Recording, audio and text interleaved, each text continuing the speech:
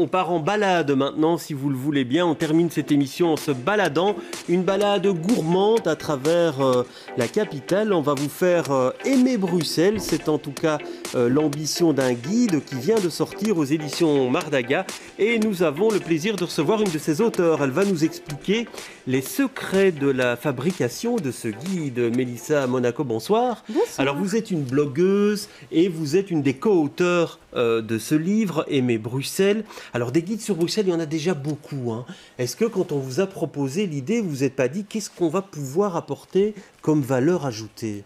La valeur ajoutée, en fait, c'est quand Emmanuel Hubert, ma co-auteur, est venu me chercher pour l'aider à écrire le guide.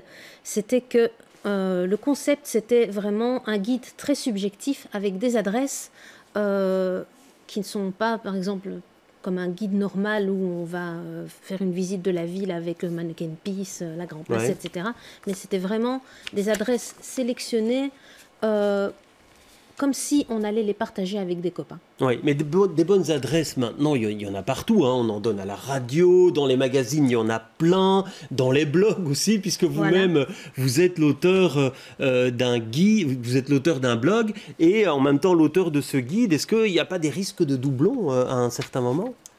Je ne pense pas, parce que du fait justement, je pense, de notre qualité de blogueuse, en fait, on a un peu la capacité d'avoir visité pas mal d'endroits et de pouvoir faire des comparatifs des endroits que nous avons visités, et on a vraiment choisi ceux qu'on préfère. Oui, donc c'est totalement subjectif, quoi. Voilà. Ouais. À un certain moment, il n'y a pas des passages obligés où vous vous dites cette adresse-là, je dois absolument la mettre. Non. Ouais. Alors comment vous avez fait ? Donc j'imagine qu'à votre connaissance, puisque le terrain bruxellois, vous le connaissez bien. Et puis comment vous avez enrichi votre connaissance ? C'est le bouche à oreille, c'est des conseils qu'on vous a donnés à un moment donné ? On a demandé conseils aussi, on a lancé des appels sur Facebook pour essayer d'enrichir un petit peu le contenu. Par exemple, je pense surtout par exemple aux activités avec les enfants, puisque ni Emmanuel ni moi n'en avons. Donc c'était assez intéressant de ce point de vue-là d'avoir des recommandations de la part de nos amis. Et puis on a vraiment aussi essayé de diversifier d'un point de vue géographique, de ne pas rester spécialement dans le centre ou bien dans des quartiers qui sont hyper connus comme le Châtelain. Oui, parce que souvent on se dit c'est ça. Bon, on va ouvrir un guide, on va retrouver la plupart des adresses à Ixelles ou à Saint-Gilles. Voilà, donc on est allé un petit peu plus loin, on est allé à Anderlecht, on est allé à Molenbeek, on est allé aussi un peu en périphérie. Donc on a essayé vraiment d'élargir ça et vraiment de choisir 200 adresses, c'était pas facile. Ah non, pourquoi il y en avait plus ou il y en a beaucoup plus, il y en a beaucoup plus. Il y a plein d'endroits qu'on aime beaucoup et on a dû hésiter quelquefois à devoir faire passer certains endroits à la trappe. Mais voilà. Et donc vous avez choisi sur la base du coup de cœur, on a bien compris. Est-ce que vous avez eu l'occasion de tester toutes ces adresses ? Oui, quasi 95%, même plus, ont été testés personnellement. Ouais. Et donc tous les restos dont vous parlez, vous ou votre co-auteur, vous avez été manger un soir ou même plusieurs fois de suite à ce resto pour le tester. Exactement. Ouais. Et c'était assez agréable. Enfin, c'est surtout Emmanuel qui s'est chargé de cette partie-là, puisque c'est sa spécialité. Moi, j'ai plutôt fait tout ce qui était bar, boutique aussi. Donc, ça m'a permis aussi de discuter avec plein d'entrepreneurs qui ont développé des super concepts de boutiques à Bruxelles. Est-ce que vous avez été surprise ? Parce qu'on dit effectivement qu'il y a un renouveau pour l'instant au niveau des bars, par exemple, qu'il y a énormément de nouveaux concepts qui ouvrent leurs portes. Mais c'est surtout, moi ce qui m'a frappé, c'est le nombre de concept stores qu'on peut trouver maintenant à Bruxelles.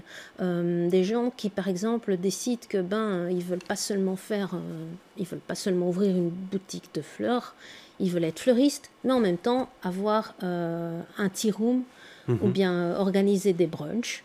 Ou bien, par exemple, il n'est pas dans le guide, mais ça, j'ai trouvé ça assez intéressant. C'est un caviste, mais qui vend aussi des objets de déco. Ouais, donc c'est plusieurs activités dans un même lieu. Plusieurs activités en même temps, et ça crée une espèce de dynamique très intéressante, en fait. Parce qu'il y a des concepts un peu fous. Il y a aussi le magasin de déco, mais qui fait aussi café. Donc tout ce genre de...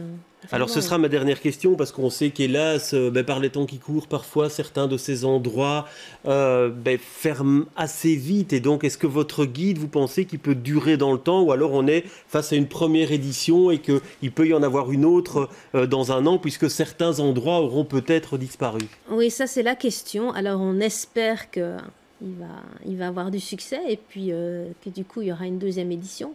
Mais en effet, on surveille, ça peut aller très vite en fait. Pour peu qu'il y ait même un concept qui soit original, un bel endroit, quelquefois on ne sait pas, ça peut ne pas marcher. On n'espère pas, mais voilà, on va surveiller un peu tout ça et puis croisons les doigts. On croise les doigts. Merci beaucoup en tout cas d'être venu sur le plateau. C'est donc aux éditions Mardaga que ce guide est publié.